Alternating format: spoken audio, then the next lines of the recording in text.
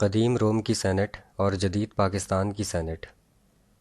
Column نگار Syed Sardar Ahmad Pirzada, the first blind journalist of Pakistan, APNS best Urdu column award holder, روزنامہ نئی بات، مورخہ 3 جون 2020۔ Saint Pakistan میں مستقل سیاسی ادارہ ہے۔ اس کے موجد پرانے رومنز تھے۔ سینٹ لاطینی زبان کا لفظ ہے جس سے مراد ہے بوڑھا آدمی۔ یہ 753 قبل مسیح کا زمانہ تھا جب روم شہر آباد ہوا۔ اس وقت روم میں قبائلی سوسائٹی تھی۔ سب قبائل سے امیر اور سمجھدار بوڑھوں کو لے کر ایک کونسل بنائی گئی جو سینٹ کہلائی۔ دنیا کی اس پہلی سینٹ کے 100 اراکین تھے۔ انہوں نے اپنا بادشاہ منتخب کیا۔ وہ پرانے روم کا پہلا بادشاہ کہلایا۔ روم کی یہ سینٹ بادشاہ کی رہنما کونسل کا کردار ادا کرتی تھی۔ روم کے 5ویں بادشاہ نے 100 امیر اراکین سینٹ کے ساتھ ساتھ 100 مڈل کلاس اراکین سینٹ بھی شامل کر لیے تاکہ امیر اور مڈل کلاس طبقوں کی یکساں نمائندگی ہو سکے۔ روم کے 7ویں بادشاہ نے امیر سینیٹرز میں سے بہت سوں کو قتل کر دیا اور ان کی جگہ نئے سینیٹرز منتخب نہیں ہوئے۔ اس طرح سینٹ میں مڈل کلاس سینیٹرز کی تعداد امیر سینیٹرز سے بڑھ گئی۔ قدیم روم کی سینٹ کی 3 بنیادی قانونی ذمہ داریاں تھیں۔ یہ حتمی انتظامی طاقت کا اختیار رکھتی، بادشاہ کی کونسل کے طور پر کام کرتی اور روم کے لوگوں کے ساتھ مشاورت کر کے قانون ساز ادارے کا کام بھی کرتی۔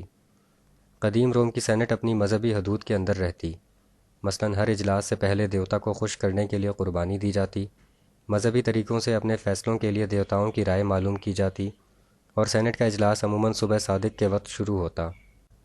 قدیم روم کی سینٹ کی کارروائی جمہوری طریقے سے چلائی جاتی۔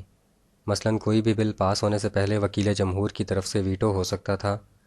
وکیل جمہور سینٹ کی کارکردگی پر نظر رکھنے والے بااختیار فرد کو کہا جاتا، جسے روم کے شہری وکیل جمہور کے عہدے پر منتخب کرتے تھے۔ اس کی ذمہ داری تھی کہ وہ اس بات کو لازم کرے کہ سینٹ میں کوئی بھی قانون سازی روم کے شہریوں کے خلاف نہ ہو۔ اگر زیر بحث بل وکیل جمہور کی طرف سے ویٹو نہ ہوتا اور بل کا موضوع معمولی نوعیت کا ہوتا تو اس کی ووٹنگ کے لیے بلند آواز میں ہاں کہا جاتا یا شو آف ہینڈز کا طریقہ استعمال کیا جاتا۔ اگر بل کا موضوع اہم نوعیت کا ہوتا تو سینیٹرز اٹھ کر سینٹ ہال کے 2 مختلف حصوں میں اکٹھے ہو جاتے جہاں ان کی علیحدہ علیحدہ گنتی کر لی جاتی۔ قدیم روم کی سینٹ کی ممبرشپ کے لیے سمجھدار بوڑھا آدمی ہونے کے علاوہ بھی کچھ لازمی شرائط تھیں۔ مثلاً سینٹ کے امیدوار کے پاس معقول مالیت کی جائیداد ہونا ضروری تھا۔ سینیٹرز کے لیے ضروری تھا کہ وہ بینکوں سے لین دین نہ رکھتے ہوں اور انہوں نے کسی قسم کا سرکاری ٹھیکہ بھی نہ لیا ہو۔ قدیم روم کے سینیٹرز پر یہ پابندی تھی کہ ان کے پاس اس قسم کی کوئی بڑی کشتی یا بحری جہاز نہ ہو جو غیر ملکی تجارت میں کام آ سکے۔ سینٹ کا کوئی بھی ممبر وجہ بتائے بغیر اور سینٹ کی پیشگی اجازت کے بغیر اٹلی سے باہر نہیں جا سکتا تھا۔ قدیم روم کے سینیٹرز کو کوئی سرکاری تنخواہ نہیں ملتی تھی۔ ان سب سے بڑھ کر اس بات کا خاص طور پر خیال رکھا جاتا کہ سینیٹر اخلاقی اقدار کا نمونہ ہو۔ قدیم روم میں لوگ اپنے اندر سے ایگزیکٹو مجسٹریٹ منتخب کرتے جن کے اختیارات سینٹ سے زیادہ تھے۔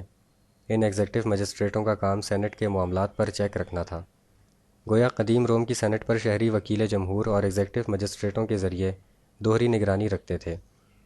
قبل مسیح میں قدیم روم کی سینٹ کی خاص باتیں پڑھنے کے بعد ان کا جدید پاکستان میں آج کی سینٹ سے موازنہ کرتے ہیں۔ قدیم روم کے سینیٹر کا سمجھدار بوڑھا ہونا لازمی تھا۔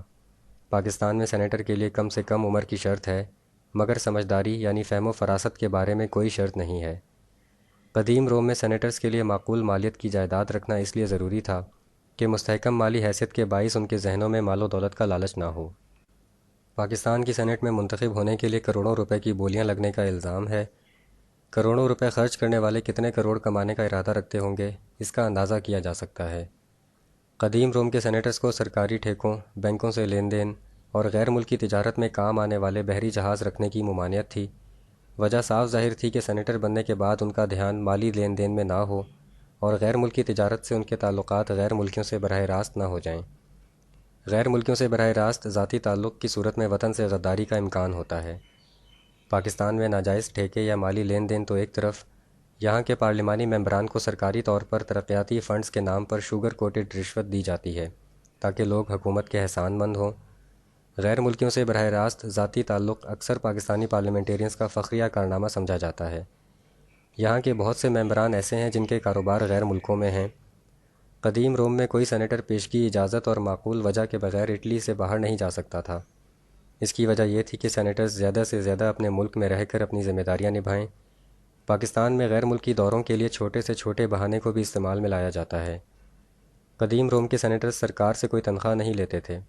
پاکستان میں سینیٹرز تنخواہ اور TADA کے ساتھ لمبے چوڑے میڈیکل بلوں کا بوجھ بھی غریب عوام کے ٹیکسوں سے حاصل کی گئی آمدنی پر ڈالتے ہیں۔ قدیم روم میں سینیٹر اخلاق کا نمونہ ہوتا تھا۔ پاکستان کے آئین میں ارکان پارلیمنٹ کے لیے 62-63 کی شرط موجود ہے۔ کیا پاکستان کے سب سینیٹرز اخلاقیات کا نمونہ ہیں؟ قدیم روم کی سینٹ بادشاہ کے لیے مشاورتی ادارہ تھا۔ پاکستان کی سینٹ حکومتی بل پاس کروانے کا ادارہ ہے۔ ہمارے سینیٹرز پاکستان کی سینٹ کے ممبر ہیں۔ اگر قدیم روم کی سینٹ کے ممبر ہوتے تو کئی سینیٹروں کو روم کے 7ویں بادشاہ کا سامنا کرنا پڑتا۔ شکریہ۔ The end.